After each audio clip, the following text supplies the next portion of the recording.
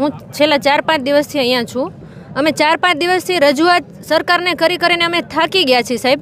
સવારથી હું આમનામ ભૂખી તરસી અહીંયા બેઠી છું. તમે અત્યારે જુઓ, મેં હજી હમણાં હાલમાં જ મેં દવા મંગાવી, મને અત્યારે ચક્કર આવે છે. સવારથી લઈને અમે રાત સુધી અહીંયા બેઠા છીએ. મને એટલી નથી ખબર પડતી આ સરકાર આટલી નિર્દય કઈ રીતે થઈ શકે. પણ તમને દિલાસો તો આપ્યો છે આજે સચિવે, એવા મને સમાચાર. એવા દિલાસા તો તારીખ ઉપર તારીખ આપીને દિલાસા આપતા જ રહેશે સાહેબ, પણ એ લોકો અમને જવાબ દેવા તૈયાર જ નથી. કે લોકો એ ના જ પાડે છે કે અમે તમને માર્ક્સ આપશું જ નહીં. હવે વાત તો એ નથી, પણ અત્યારે ગુજરાતની દીકરી રસ્તા ઉપર તો આવી ગઈ છે, પણ આ અડધી રાતે અહીંયા અમે મેદાનમાં બેઠા છીએ સાહેબ. હવે અમારો ન્યાય કોણ આપશે મને એ નથી ખબર પડતી સાહેબ.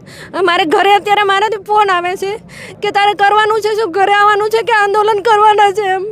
તો અમારે ક્યાં જવું ન્યાય લેવા માટે, તમે કહો અમને. ઘરના લોકો શું કહે છે હવે? ઘરના લોકો તો ના જ પાડે છે સાહેબ, પણ મેં 2 વર્ષ સુધી મહેનત કરી છે. મારા પગમાં 2 વખત ઇન્જરી આવી ગયેલી છે, પણ 2 વર્ષ સુધી મેં જે ખર્ચો કર્યો છે, મેં મહેનત કરી છે, એનું શું?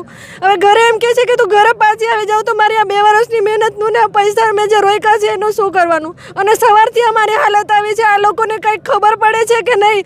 આટલી નિર્દયી કઈ રીતે બની શકે આ સરકાર? રાત્રિના સમયે ગુજરાત સાહેબ કોઈ પૂછવાય નથી આવ્યું કોઈ સરકાર તરફથી. હજી સુધીમાં કોઈ લોકોએ જવાબ પણ નથી આપ્યો. જ્યારે એ લોકોને મત જોતા હોય છે ત્યારે તો ઘરે મત લેવા આવે છે. આજે ગુજરાતની દીકરીઓ અહીંયા રાતે અડધી રાતે બેઠી છે. અમારા પરિવાર વગર અમે બેઠા, બધા ભાઈઓ અમારી સાથે છે. નકર અમારે ક્યાં જવાનું? અમે જઈમાં પણ નથી. જો દવાના આધારે અહીંયા બેઠા છીએ. મને ખુદને અત્યારે ચક્કર આવી રહ્યા છે, છતાંય હું અહીંયાથી હટવાની નથી. જ્યાં સુધી એ લોકો જવાબ નહીં આપે, માર્ક્સ નહીં આપે, ત્યાં સુધી હું તો અહીંયાથી હટવાની નથી. કદાચ કાલ સવારે મને કંઈ પણ થઈ જાય ને તો એની જવાબ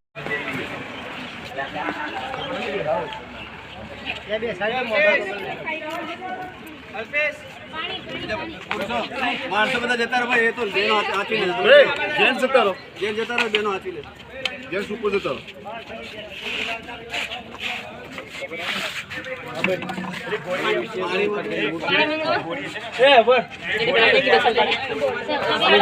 ગોળી લાયા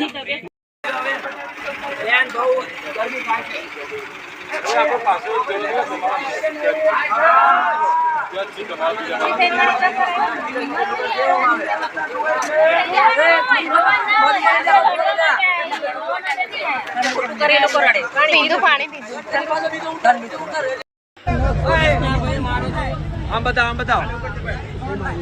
નહીં ચલેગી, નહીં ચલેગી,